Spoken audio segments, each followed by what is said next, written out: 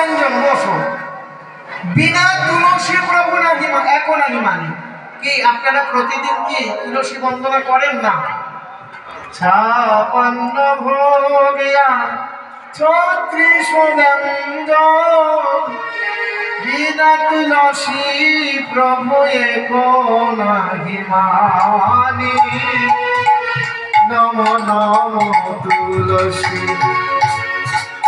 তা প্রভু যদি ৫৬ ভোগ ৩৬ ব্যঞ্জন একটা তুলসী পাতা না দিলে সেটা অচল হয়ে যায় ভোগটা।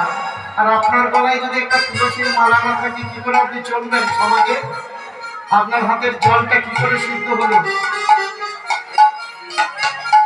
মায়েরা, এখন আমার মায়েরা একটু সৌন্দর্য ফেরাবার জন্য করছে কি চিকচিকি করছে এখনকার ইমিটেশন। আহারে কি সুন্দরী, কি সুন্দর! একটা তুলসীর মালার কত দাম, কত মূল্য কি জানে না? হ্যাঁ, চিকচিকি করছো মরণ দশা। ওতে কি আর সিঁড়ি ফিরবে গো? সিঁড়ি ফিরবার জিনিস হচ্ছে এই যে তুলসীর মালা পরে থাকো, দেখো তোমার সুন্দর হয় কিনা। এটা হচ্ছে মণিগণচিত ভূষণ। এই ভূষণটাকে ত্যাগ করে একটা ওই চিকচিকি পুরে ঘুরছে। মরবে দুদিন মানে শ্মশানে যাবে, ওমা একটা তুলসীর মালা পরেন এটা পড়েছে, বাবা কুটকুট করে, কুটকুট করে মরবে দুদিন মানে। তাহলে ভাবো, তাহলে ভজন হবে কি? তোমার দেহ যদি পরিষ্কার না হয়, ঠাকুর মশাই তোমাকে এসে পুজো করবে, কি হচ্ছে? আগে সংকল্প করিয়ে দিচ্ছে, নম বিষ্ণু নম বিষ্ণু, জান নাও অপবিত্র অপবিত্র বা কেন বলছে? কেন বললো? আর তুমি যখন তোমার গলায় এই কণ্ঠী মালা থাকবে তখন তোমাকে আর শুদ্ধিকরণ করতে হবে না। তুমি যেমন তেমন ভাবে নাম করলেই তুমি নিতাই গৌর হরিবল ভব সিন্ধু পারে চলে যাবে।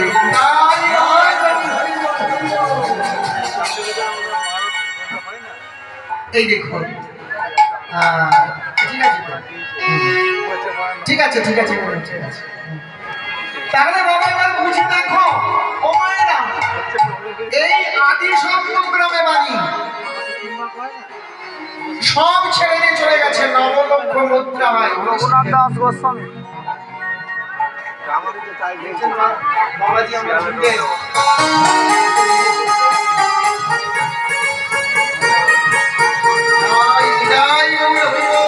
হরিবল হরিবল হরিবল।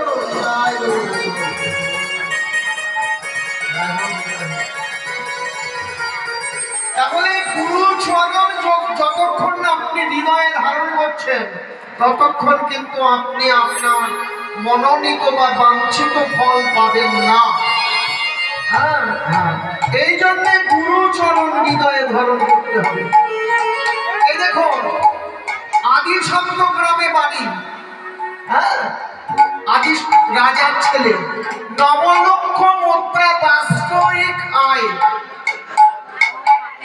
যিনি রাধাকুণ্ডে ৮০ একর জমি বাঙালিদের জন্য কিনে রেখে গেছেন। আমার বাঙালিরা এসে এখানে ভজন করবে। ৮০ একর জমি সেই রঘুনাথ দাস গোস্বামী, হ্যাঁ, গৌর কৃপা পেয়ে, আমার নিতাইয়ের কৃপা পেয়ে পুরীতে থাকতেন। পুরীতে থাকাকালীন উনি করতেন কি, ওই যেখানে গরুর স্তম্ভটি আছে ওইখানে মাধবপুরি করতেন। মহাপ্রভু একদিন এসে বলছেন, রঘুনাথ রঘুনাথ রঘুনাথ কিছু বলবেন না, ঝোলাটা পেতে দাঁড়িয়ে আছেন।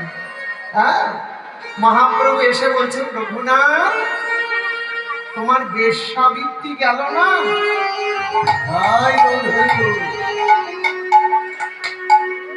রঘুনাথ দাঁড়িয়ে দাঁড়িয়ে চিন্তা করছেন, হায় রে হায়, কেন বললেন? ওই মানুষটা আসছে ধনাঢ্য ব্যক্তি, ও আমাকে কিছু দেবে, তাতে আমার কিছু সামগ্রী কিনে আমি আমার মদন মোহনকে ভোগ লাগাবো আর আমি সেবা করব। রঘুনাথ দাঁড়িয়ে দাঁড়িয়ে নবলক্ষ মুদ্রা যারায় জমিদারের ছেলে সমস্ত অপ্সরার মতো স্ত্রী এদিকে যেমন ছাড়ছেন, ওদিকে গৌর কৃপা হচ্ছে। রঘুনাথ পরে কি হাইপ্রেম দিয়ে জগন্নাথের যে প্রসাদ চলে যায়, রাত্রিরে ওই প্রসাদ তুলে তাকে ভালো জল দিয়ে ধুয়ে পাখায় রেখে আবার তুলসী দিয়ে ভোগ লাগিয়ে সেই প্রসাদ পায়।